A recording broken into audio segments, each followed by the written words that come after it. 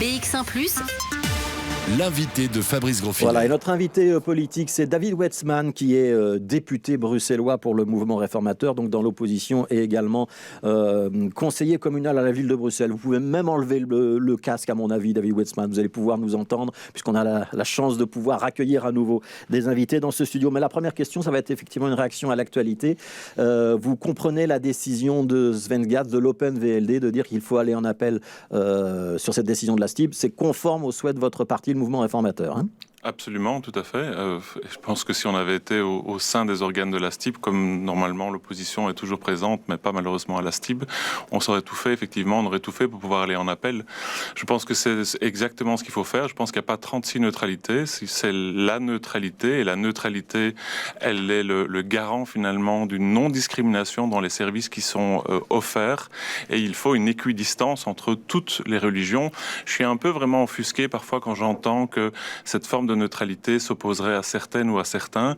C'est cette neutralité que nous avons toujours eue en Belgique. C'est cette neutralité également sur laquelle on a eu des débats, notamment, je me souviens très bien, au MR il y a 10 ans, avec la communauté sikh. Parfois, certains juifs qui souhaitaient porter la kippa aussi nous avaient dit, tiens, est-ce qu'on ne peut pas réfléchir à d'autres formes? Et nous avons toujours eu la même réaction, c'est de dire, c'est la neutralité qui garantit justement un service rendu de la même façon pour l'intégralité des citoyens. Donc c'est tout l'inverse justement de formes de discrimination. Mais est-ce que vraiment porter un voile, une kippa, ça empêche de rendre un service neutre? Et en quoi ce service-là, il serait moins neutre qu'un service rendu par un fonctionnaire dont on sait par exemple qu'il serait militant du mouvement réformateur, du Parti socialiste, d'écolo, etc. Mais vous faites bien de le dire parce que la neutralité, elle ne s'applique pas qu'aux faits religieux, elle s'applique aussi aux faits philosophiques. Et pourtant, il y a des fonctionnaires qui ont des engagements politiques et qui sont connus pour leurs engagements politiques. Mais qui ne doivent pas le manifester. Je n'accepterai pas qu'un fonctionnaire mette un pins du MR comme un pins du Parti socialiste. Ouais. Mais il peut être candidat aux élections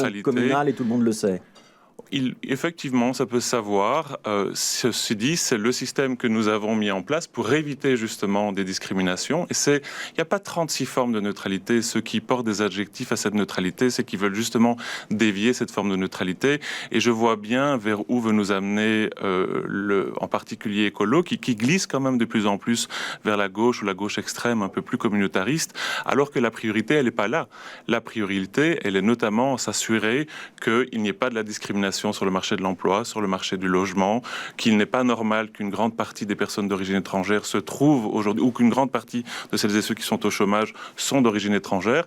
Et ça, c'est un échec de la gauche depuis 10 ou 20 ans en région bruxelloise. Et nous apportons des solutions à cette difficulté-là. Et je ne pense pas que ce soit le débat d'aujourd'hui qui va apporter ce type de solution. Est-ce que vous comprenez malgré tout que c'est perçu comme une injustice, une discrimination par toutes ces femmes qui portent le foulard pour un motif religieux et qui n'ont pas accès à la fonction publique, à la STIB, un certain nombre d'autres entreprises? Mais la règle générale, elle s'applique à tout le monde. Donc tout le monde peut porter des signes convictionnels dans l'espace public. C'est la règle générale. Que ce soit une femme qui souhaite porter un foulard ou un juif qui souhaite porter un kippa ou tout signe religieux et philosophique. Il y a juste une exception.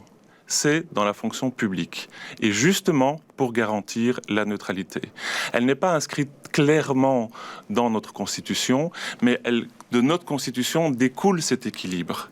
Et donc, qu'on souhaite remettre en cause cet équilibre, on peut avoir un débat, mais qu'on ne vienne pas amener le débat sous l'angle de la discrimination, parce que c'est tout sauf de la discrimination. Qu'est-ce que vous dites à ceux qui disent aujourd'hui, il faut maintenant clarifier le débat avec des textes soit législatifs, soit une inscription claire et nette dans la Constitution? C'est la voie qu'on doit suivre? Je pense en tout cas qu'on ne peut pas laisser aujourd'hui tantôt les communes se déchirer, tantôt la région, tantôt les institutions. Je crois que les choses doivent être plus claires et c'est la raison pour laquelle le MR tout de suite a dit nous allons déposer des textes pour clarifier, pour expliquer clairement ce que c'est que la neutralité, ce qui peut être fait et pas fait et dans toutes les assemblées où nous le pouvons. Et donc ça veut dire qu'il y a un texte qui va être déposé ou Absolument. qui a été déposé au Parlement bruxellois. On vous a appelé, on vous a invité donc en tant que membre du Parlement régional, mais aussi en tant que membre du Conseil communal de la ville de Bruxelles. Vous avez interpellé Philippe Claus hier soir lors du Conseil communal au sujet de l'organisation des manifestations de ce week-end. Il y avait notamment un 3e épisode de la Boum et puis un rassemblement qui s'intitulait Manifestation européenne pour la liberté, dans laquelle il y avait quand même beaucoup de militants d'extrême droite. Vous vous êtes étonné qu'ils aient été interdits par le bourgmestre de la ville de Bruxelles, Philippe Claus. Vous auriez autorisé, vous, ces rassemblements si vous aviez été à sa place ? Alors j'ai interpellé hier, mais j'interpelle depuis des mois Philippe Claus sur la gestion des manifestations. Il y a 2 paramètres effectivement examinés, vous avez souligné le premier, c'est les autorisations, autorisées ou pas autorisées, ou voire interdire, mais ça interdire c'est assez rare.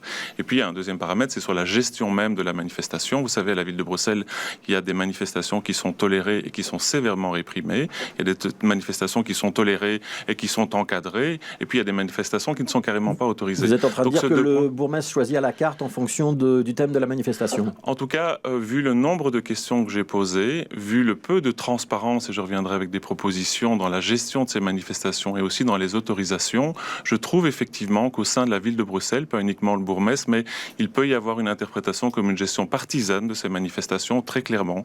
Je trouve que par exemple, les manifestations qu'on peut tout à fait comprendre aujourd'hui pour les libertés ou contre les mesures du Covid, que je sois pour ou contre, peu m'importe, si j'étais le bourgmestre, c'est pas à moi d'avoir des appréciations sur les manifestations, ont été sévèrement réprimées. Je n'en reviens toujours pas de ces arrestations préventives dans certaines manifestations.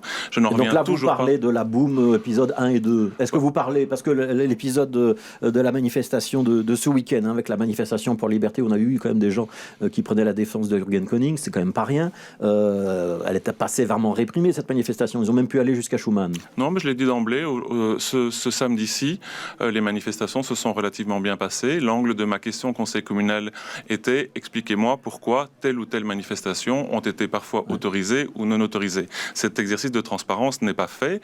On m'explique parfois que certaines manifestations n'ont pas été autorisées parce qu'elles n'allaient pas respecter les règles sanitaires et notamment le maximum normalement qu'on peut être dans le cadre d'une manifestation. Mais je constate qu'une semaine avant, il y avait d'autres manifestations autorisées où il y avait entre 3 000 et 7 000 personnes. Donc ce 2 poids, 2 mesures est très mauvais parce que d'une part, il met la police dans une situation très embarrassante et parfois même dangereuse, et d'autre part, ça nourrit un peu les scepticismes par rapport justement à ces manifestations. Je repose ma question, cette manifestation plutôt proche de l'extrême droite, vous l'auriez autorisée si vous y avez été bourgmestre ? Alors je ne sais pas répondre à votre question pour la simple et bonne raison, c'est pour ça que je demande à chacune de mes interpellations d'avoir notamment clairement l'avis de la police sur ces manifestations. Vous savez qu'il y a une analyse de risque. Je souhaiterais que ces analyses de risque puissent être discutées en section, quitte à ce que ce soit uniquement donc en commission, quitte à ce que ce soit entre les chefs de groupe, qu'on puisse également disposer de ce qu'on appelle un peu techniquement le roadbook. Ça veut dire simplement lorsqu'on voit que lorsqu'il y a vraiment des charges ou une manifestation qui se passe pas bien,